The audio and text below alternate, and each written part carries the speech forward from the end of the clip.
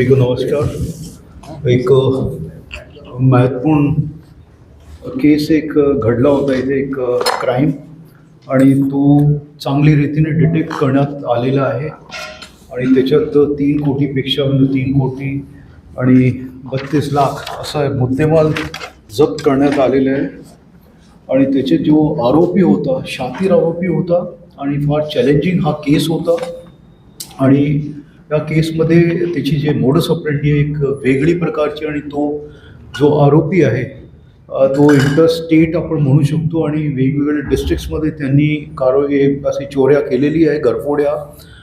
जवळपास 22 त्यांनी त्याच्यावर केसेस रजिस्टर्ड आहे आणि त्याचे एक सहकारी पण याच्यात आपण अटक केलेलं आहे. ही मोठी घरफोडी होती आणि त्याच्यात म्हणजे कॅश होता जवळपास 65 लाख, आणि सोने चांदीचे दागिने तसेच डायमंडचे दागिने होते, ते पण त्याचे चोरीस गेले होते. आणि तो जो आहे वॉच ठेवून हे गुन्हे करत होता, आणि वॉच ठेवल्यानंतर म्हणजे केव्हा करायचे आहे तो त्याची एक अशी वेगळी एक मोडस ऑपरेंडी होती. आणि तो विमानाने ट्रॅव्हल करणे, स्वतः जिमला जाणे आणि प्रोटीन वगैरे आहे त्याच्या म्हणजे त्याच्या हे राहण्याच्या हे होतं, आणि पैसे भरपूर ते खर्चा करतो. ज्यावेळेस त्याला अटक करण्यात आली होती त्यावेळेसही त्याच्याकडे 1,10,000 रुपये कॅश बरामद करण्यात आलेला आहे. आणि त्याचे जो सहकारी हे दोन्ही मूळ जे आहे भंडाऱ्याचे राहणारे आहे. आणि हे जे गुन्हा ज्या दिवशी घडला होता त्याचे नंतरच आपलं एक इतकी मोठी घरफोडी झालेली आहे, थोडासा संशय आम्हाला वाटत होता.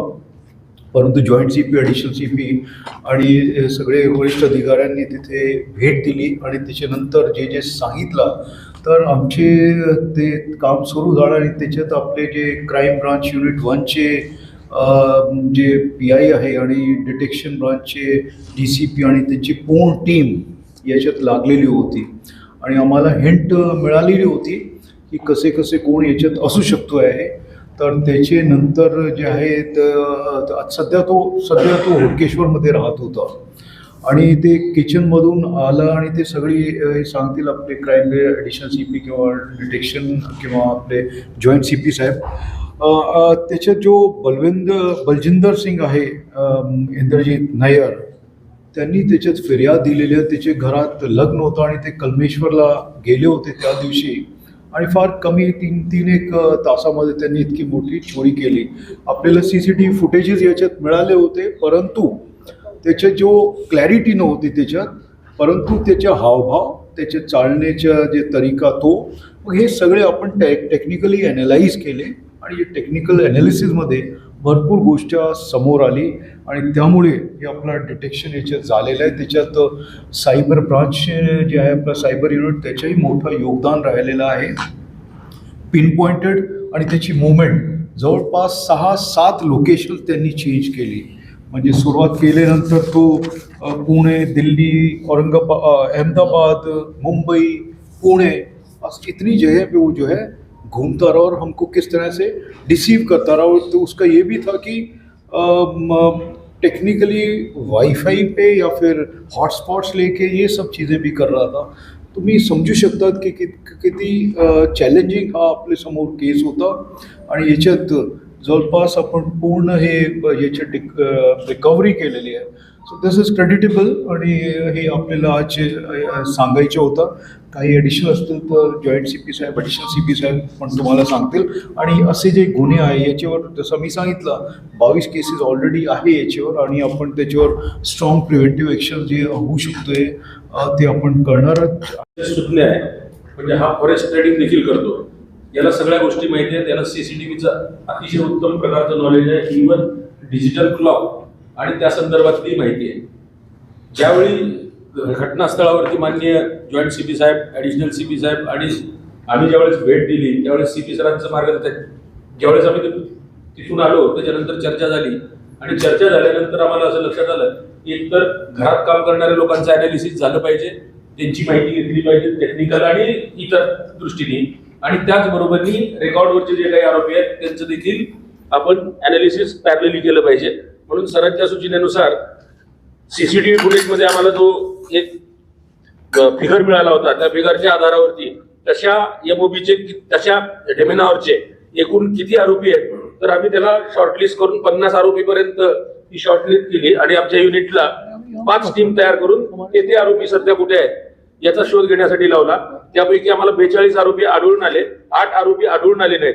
जे 8 आरोपी आढळून आले नाहीत त्याचा परत फर्दर ज्यावेळेस आम्ही इन्व्हेस्टिगेशन केलं त्यावेळेस आम्हाला असं लक्षात आलं की यामधले 8 मधले काही मुंबईसाठी कामाला गेलेले आहेत म्हणून ते आढळून आले नाहीत. पण हा जो पर्टिक्युलरली आरोपी होता त्याचं ज्यावेळेस आम्हाला घर माहीत झालं, भंडाऱ्याचा आरोपी आहे, तिथं गेल्यावर आम्हाला लक्षात आलं की तो नागपूरमध्ये राहतो.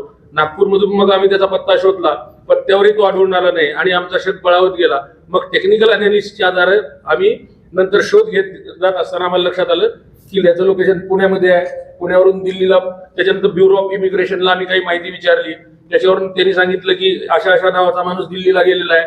मग दिल्लीमध्ये आम्ही त्याचा शोध घेतला. दिल्लीवरून परत आम्हाला लक्षात आलं की एटीएम मधून याच्या नावावरून विड्रॉल अहमदाबादला झालेला आहे म्हणून अहमदाबाद पर्यंत आलो आम्ही. अहमदाबादून आम्हाला परत लक्षात आलं की मुंबईत आलेला आहे आणि मुंबईतून परत पुण्यामध्ये लोकेशन येते.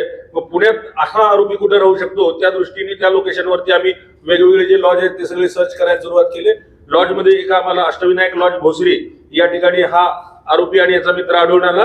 त्याच्याजवळ अंगझडतीमध्ये 1,10,000 रुपये मिळून आले. त्याच वेळी ज्यावेळेस माहिती मिळाली त्याच्या घराची त्यावेळेस आम्ही त्याच्या घराचं वॉरंट सर्च वॉरंट घेतलं कोर्टाकडून आणि घरात पूर्ण पंचासमक्ष इंडिपेंडंट व्हिडिओग्राफी अंडर जे काही अभिप्रेत आहे त्यानुसार आम्ही सर्च घेतल्यानंतर आम्हाला घरामध्ये 32,97,000 कॅश आणि जवळपास 1228 ग्राम सोनं त्या ठिकाणी आम्हाला आढळून आलं. 197 ग्रामचे आम्हाला डायमंडचे दागिने देखील आढळून आले. म्हणजे आणि ह्याच्यामधून मला हे सगळं ज्यावेळेस आम्ही सर्च केलं आणि सीझर करून घेतलं ते कायद्यानुसार पूर्ण सीझर केलंय.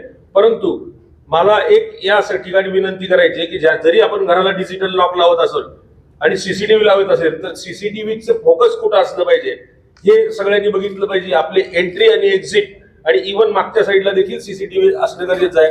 आरोपीने ज्यावेळेस बघितलं की समोरच्या दाराने सीसीटीव्ही आहे ज्यावेळेस इंट्रॉगेशन मध्ये तर तो मागच्या साईडने प्रवेश करून आला घरामध्ये आरोपी. म्हणून सीसीटीव्हीचं लोकेशन नेमकं कुठे लावलं पाहिजे हे एक बघितलं पाहिजे नागरिकांनी.